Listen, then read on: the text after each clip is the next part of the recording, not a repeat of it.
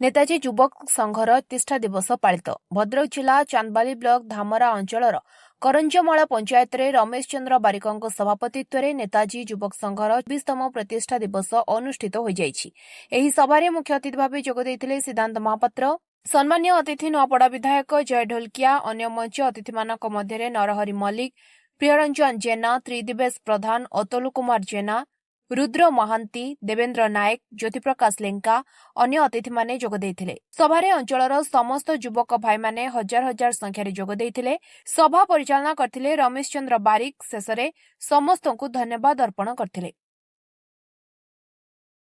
आमे नेताजी क्लब माध्यम रे आमर क्लब मेंबर पाखापाखि 250 रु अधिक अछंती आ समस्त एक्टिव मेंबर जे कोनोसी समय रे जे कोनोसी मुहूर्त रे अन्य मानकर जे कोनोसी मुहूर्त रे दुर्घटना हो कि प्राकृतिक विपर्यय हो, बन्या बात्या समय रे हो कि समाज मंगलिक काम जे प्रकार हो, आमर भली टूर्नामेंट कि क्रिकेट टूर्नामेंट हो कि ब्लड रक्तदान शिविर हो कि आज मागणा स्वास्थ्य सेवा शिविर अनुष्ठित होता। जेकोसी क्षेत्र में हो नेताजी क्लब सदस्य माने समस्ते प्राय एक्टिव रुहंती, परर दुख निज को हृदयंगम करी असुविधा समस्त सामने जाकि पहुँची जाती देवदूत साजी। मु नेताजी क्लब माध्यम आम समाज आम भद्रक जिला एवं ओडिशा समाज समस्त युवक मान को यह वार्ता दवाई चाहूँगी कि युवक माने एकता हुंतु, समस्त सुविधा असुविधा एवं समस्त किसी यदि प्राकृतिक विपर्यय भल मंदे समस्त एकाठी है समस्त काम करंतु एवं सामाजिक काम करंतु एवं निज को गर्व अनुभव करंतु।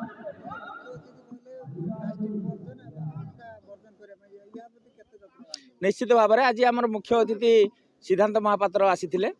ओडिशार चलचित्र जगतर तारका एवं दिगपहंडी विधायक अछंती। से जो वार्ता आम समाज को देइचंती, विशेषकर नेताजी युवक क्लब युवक समस्त युवक मान को देइचंती। आमर युवक बंधु माने निजे निजे भी कथबार्ता होचंती कि आगामी दिन में निश्चित भाव में मुख्य अतिथि कथा आम निश्चित भाव में मानिबु। आज्ञा नेताजी क्लब लोक समाज सामाजिक काम करिवो एवं समस्त को सुविधा असुविधा दुख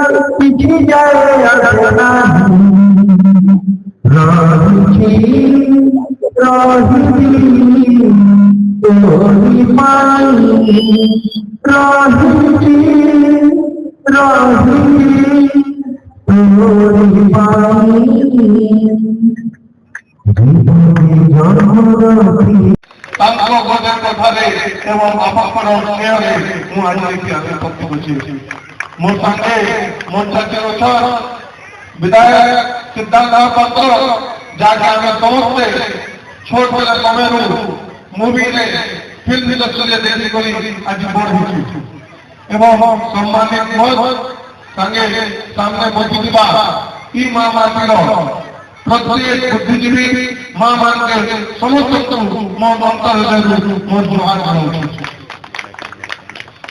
नेताजी आप समस्त जानछन से स्वाधीन संग्राम थे एवं धामरार नरेंद्र लेंका रिपोर्ट स्वतंत्र ओडिशा लाइफ।